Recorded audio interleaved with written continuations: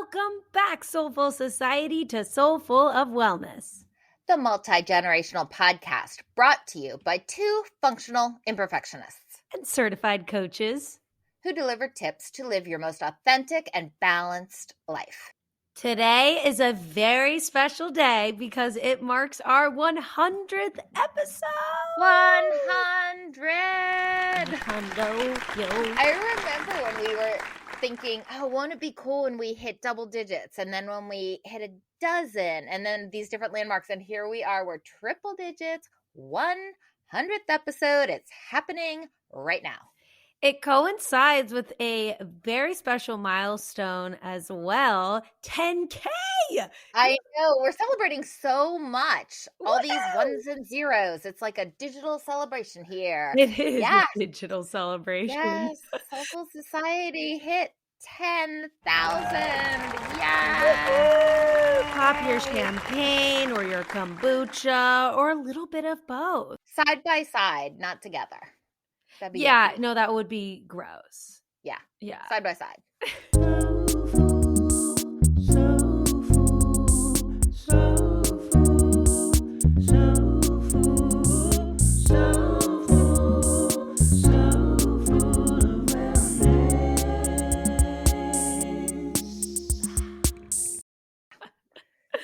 I had visions like, could it work as a mimosa type thing? No. I already decided I'm not even going to try it. I just decided, nope, won't work. Side by side.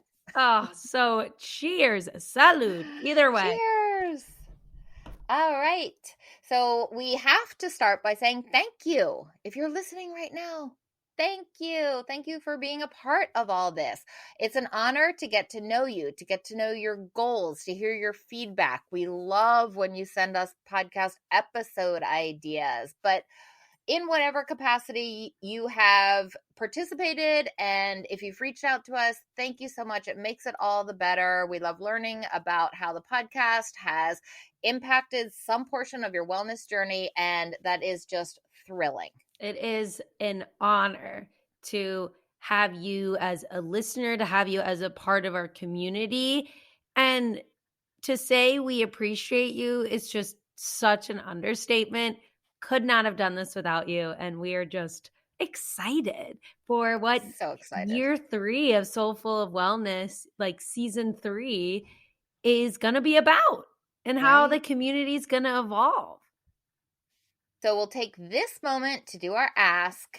If you haven't, please take a minute to follow, rate, and review the podcast so that you never miss a week of wellness goodness.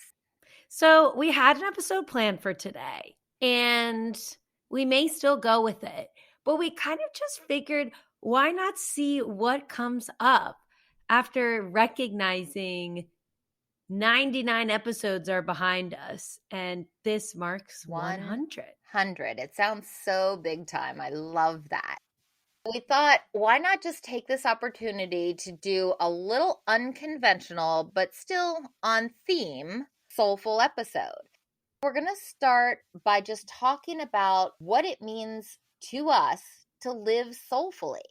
How'd we get to this place? How'd we get to 100 episodes of Soulful of Wellness and all that's come along with that, and all that we look forward to ahead in the future with it? I can't stop smiling. Yeah. I'm so excited.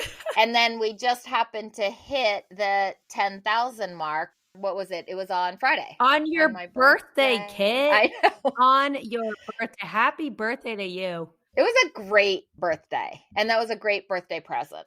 It was perfect because I was sipping on spicy margaritas with my girls for Galentine's. It's your birthday. You just finished dinner with your neighbors, and I get a text from you saying, happy birthday to me. We hit 10K.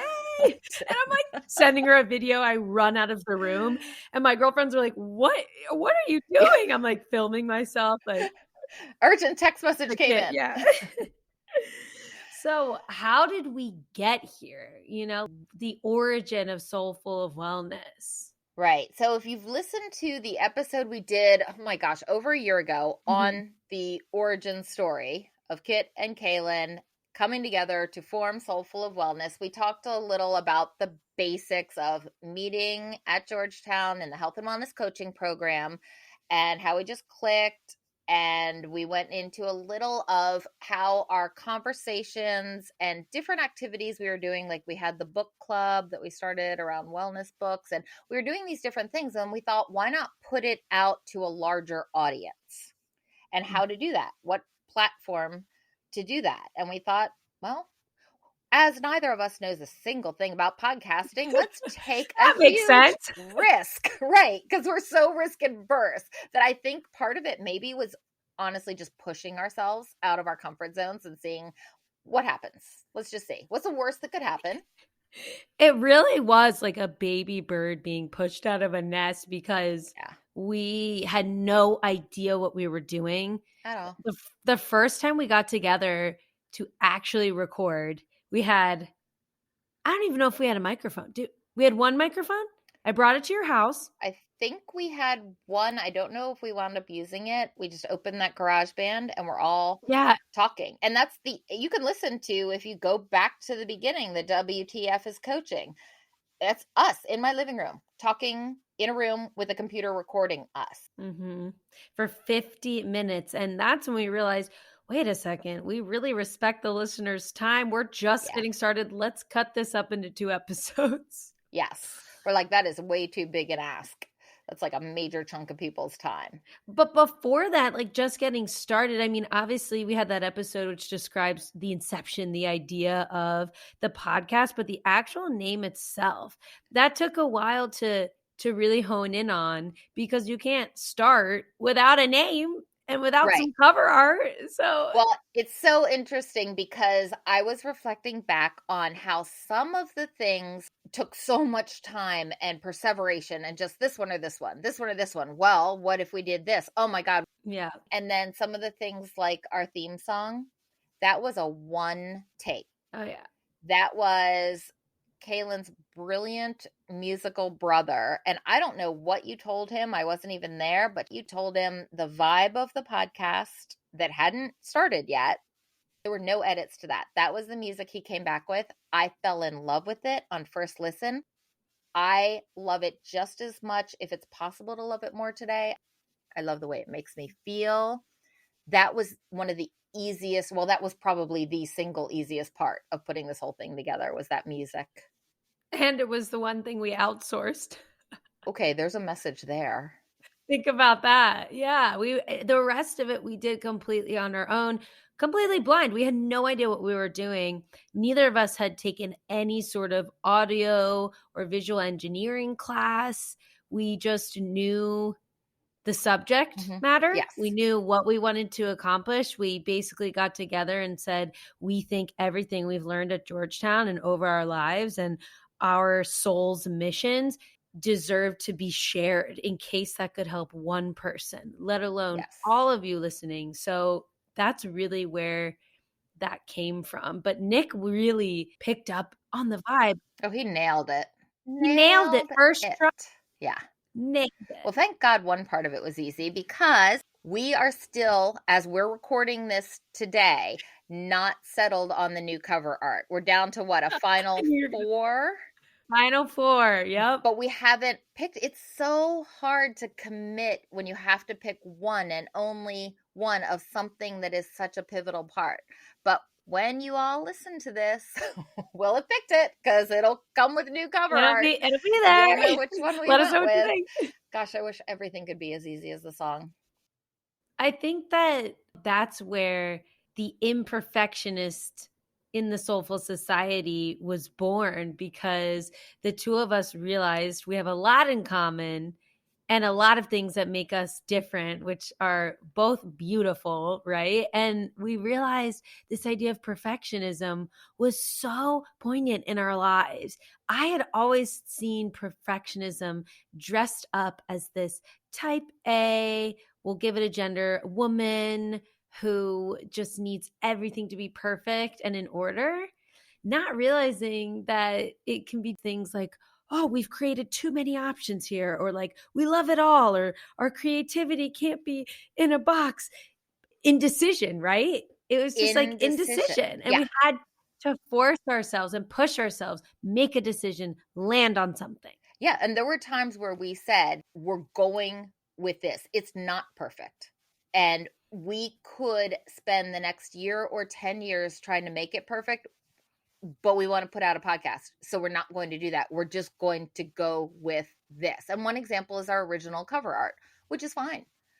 It doesn't stand out. Like, I look at it now and I'm like, I can barely read the words on it. And it's fine. I don't dislike it. I knew it wasn't perfect. And I'm proud of us for going with that, for saying this is cover art that we like and we can use it as a starting point. And here, 100 episodes later, we're coming out with something we like better. New. Yeah. And I think that it was really pushing ourselves to say, hey, this is what we need to get started. Because if it was up to our past selves and we didn't push each other, we wouldn't have even started. We would have been so hung up by every little thing. When you're pushed out of your comfort zone, that's what allows growth. And at Georgetown, where we met at the coaching program, we were pushed out of our comfort zones. Oh, every class, even outside of class. Yeah. And we were forced to actually, we asked for consent always, but we're forced to record our sessions with our clients so that we had to listen to ourselves. And which was so cringy sometimes. Beyond cringy, but it led us to where we are today because we gained that skill of being able to listen and cringe through it. And cringe through it and learn from it. Yeah. And actually, I put that on my little bullet point list of part of what it means. I'm fast forwarding a little or foreshadowing to when we talk about what being soulful means to us, but that is actually on my bullet point list. I love that. I mean, that is similar to what was on my bullet point, which was accepting your flaws and still holding yourself in a high regard. I still struggle with that and still try every day to live soulfully. And some days I don't, but that's the purpose of this community, to hold each other up and remind each other to live soulfully when we feel like we're sort of dipping into a rut. And I think there's two important pieces to what you just said, and they work together when you can get a good groove going. Sometimes you get a good groove going, but you don't always stay in it. And that's okay. You dip out and you dip back in. You said accepting your flaws. Okay, that's one important piece. To accept, I am not perfect. I'm never going to be perfect. I might do something perfectly, but I'm not going to do all things perfectly or that same thing perfectly time after time after time. And just acceptance. Accept that about yourself.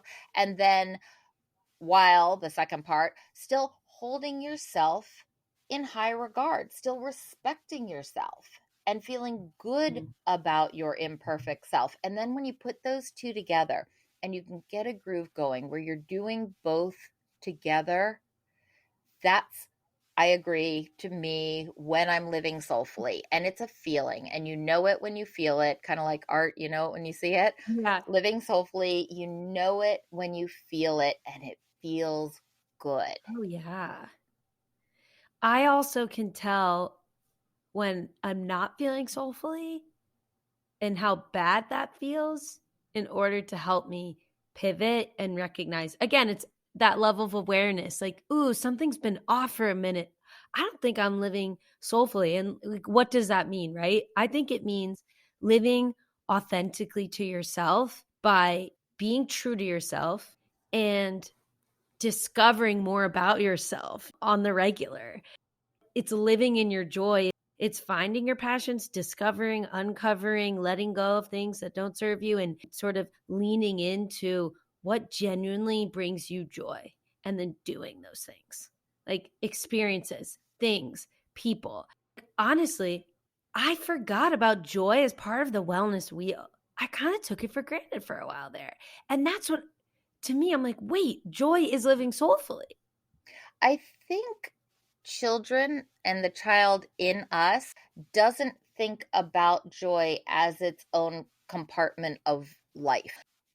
In childhood, at least in your and my very pleasant childhood experiences, joy was just intrinsic to being alive. Joy was intrinsic to living life. We didn't have to carve out time for it. We didn't have to think about it or be conscious about it. being alive brought with it a lot of joy, just by definition. When we became adults and things shifted and responsibilities took over, you reach this grown up discovery that, wait, joy is missing. When did it go? Where did it go? Why did it go? And Mm-hmm. what do I need to do to get it back? Yeah. It's like that saying, happiness comes from within. It's almost like you are responsible for your joy. Mm-hmm. Where can you implement joy? Because you're right. I mean, as childhood, it was sort of a given. Yeah. And you had that mystical, that sense of wonder as a child that fades away eventually as you grow older and as you grow up. And it's interesting you brought up childhood because I agree with you, right? Playing with Barbie dolls isn't going to excite you anymore. Right, exactly. If you and I had a play date and we whipped out the Barbie dolls for a minute, we'd probably be like, "Okay, well, let's give this a go," because this was, and then we'd do it and we'd be like, "Wait, I don't get it." Like I'm like making a little unhealthy body image plastic thing bounce up and down. Yeah. Yeah, I don't think it would create the same sense of fun in us that it once did. And I think that happens, throughout all the phases of our life. But I will say something. There are certain things from your childhood that still stand the test Mm-hmm. of time, True. which can really help get you into a soulful state of authenticity and connection with yourself. Coloring, for example. I don't do it as often as I would like, but I'm finding that as a stress relief, as an adult, I still enjoy it. It still works for me. Coloring, I wouldn't go so far as to say it brings me joy, but it definitely brings me peacefulness. It Agreed. brings me Agreed. calm, which is Yes. something I need. Yeah, me too.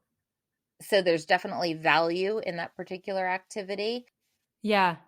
When I think of things that were fun for me when I was 10 and 15 and 25 and 53, I think of animals. I think of, I knew you were going to say that. I Horseback just, riding. yes, horseback riding. I mean, I've loved it my entire life. Yeah. Being outside, just outdoor activities, and my dogs, just being with animals has always just made me feel really happy, like actually feel joyful. Yeah.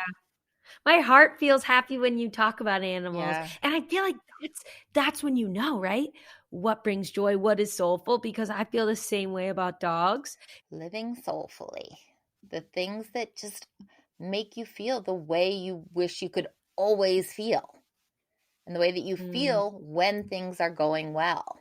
Ooh. So for me, that would be music, like being in the Mhm. studio. I've only had a few experiences in a music studio, and I could have been there for 72 hours straight, not even eating or sleeping. Like Mhm. I just was so in the zone and enjoyed it so much. And it was like challenging and a little bit scary, which was exciting. Yeah. Um, so just finding those moments where you really feel tapped into your soul. Yes, when you're not looking at the clock, when you're not Mhm. wondering how much longer, when you think, I could do this forever and never get tired of it. So that brings up another element of what living soulfully means to me: noticing, living with awareness. So you feel like in those moments, your awareness is able to put you into a place where you can start to feel fulfilled and keep reaching for that higher self. So in the bullet points, I put two categories. I put what living soulfully means inwardly and also outwardly, because the inwardly is what I do first, especially if I'm feeling out of sync, because that's more of what I can control, is what's going on inside of me. But then part where I take me and live outwardly, and that's the part where sometimes I do need to push myself because I can't control what happens outside of me. So being willing to participate anyway and step outside of myself and trust that it's going to work out, and I might not know what it's going to look like or how it's going to work out, but that it's going to work out in a way that I couldn't anticipate, but will be glad about. Yeah.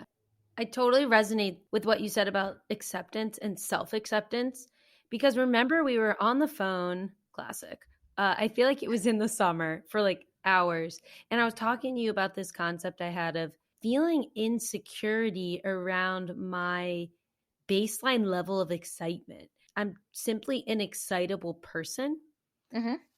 And when that energy isn't given right back to me, I can have an initial reaction of disappointment. And in that situation, not only am I not accepting myself, but I'm not allowing that for others then. I'm not in those moments accepting them for them. But it all comes back to the root of I wasn't accepting. I was trying to change that about myself. How can I be more relaxed or, hold back a little bit more? And I remember you saying, what's wrong with being an excitable? Right. I think I said, why is that your goal? Why is that desirable? What about that would make you more happy with the person you are? And you're like, oh, oh, I was like, I don't know. I just oh. feel like I come off really Yeah. strong and very excited. And I wanted to feel more mature. I somehow equated the two. Right. Like people will think you're childish or silly. Yeah. And I think I said, I think you're projecting. I think you're afraid people might think that, but I question whether anyone ever thinks that. And if they have the same associations you do, even if they do think that, maybe they think that's ideal and they wish they could be more like that. And they're like, I wish I could get excited about things. That looks like a really fun way to feel. I just remember it feeling so eye opening when you asked me those questions and being like, well, why do you want to change that? And me realizing, I don't even know if this is something I can change. And so Yeah. I can own that and just accept myself for it and move on and keep flowing through life, because the more hangups we have around ourselves and our personalities, the less of a good time we're going to have on this earth. Absolutely. Yeah. If you're sitting around thinking, oh, wait, I can't be so excited here. I look very childish. I want to look cooler.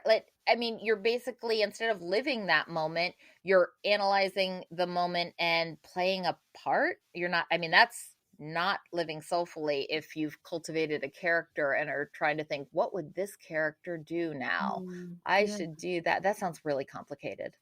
I think living soulfully, a fun exercise is writing all of the things in life that excite you, that give you pleasure, that makes you feel passionate, and then your qualities just as they are. Yeah. Not associating positives or negatives with them, and then taking a look at that page and thinking, whoa, ooh, this is me. This is when I feel like I'm living from the soul. Yeah, having that self-acceptance. If you look at the list and you start to judge, like, oh, I don't love that about myself.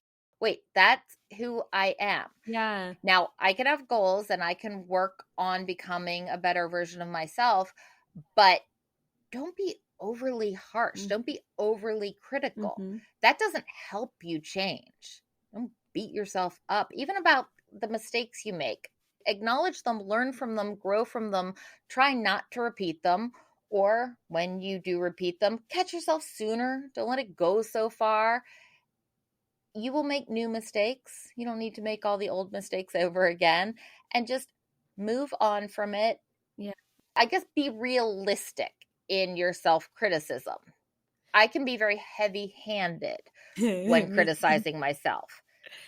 And I've got to catch up and be like, okay, point taken, move on. Yeah. And we are constantly saying, do what works for you, figure out what works for you as you're navigating on your wellness journey and picking and choosing the habits or ways of going about things that vibe with you. Like that is living soulfully. Like once you're able to understand all of the parts of you, then you can learn how to attack that goal, right? Whether it's fitness or nutrition, you can think, oh, you know what? This vibes better with me. And that's why I would caution anyone who's looking to the internet to figure out a particular lifestyle or diet, because that's not living soulfully. That's being a carbon copy of someone else's journey. And so I encourage you to, like, I have a team around me I have my coach, I have my functional medicine doctor, I have, a team of people to essentially have a tailored support for me. So I highly encourage that and recommend that. Yeah, so living soulfully in a nutshell is being you. Yeah, be you. Authentically you. And you can be on a wellness journey. You can be on a path of self-improvement, but accepting you, enjoying you, being friend to you and being friendly to you, that's living soulfully. Absolutely. Living in your joy, exploring your passions, accepting the fact that you are flawsome. And creating balance and alignment in all those parts. Amen. All right. We did it. 100. Woohoo! Couldn't have done it without you. Please hit that subscribe button. I believe it now says follow. If you've already done that, please leave us a review so other people who are trying to live soulfully can find this podcast. Happy 100. If you enjoyed this episode, please hit that share button. Share it with somebody you love. Until next week, peace, love, and light. Peace, love, and light. The Soulful Wellness hosts are certified health and wellness coaches. This podcast is intended to inform and entertain listeners on their wellness journey. This podcast is meant to enhance, not replace, listeners' care from doctors, therapists, or other medical providers. Soulful.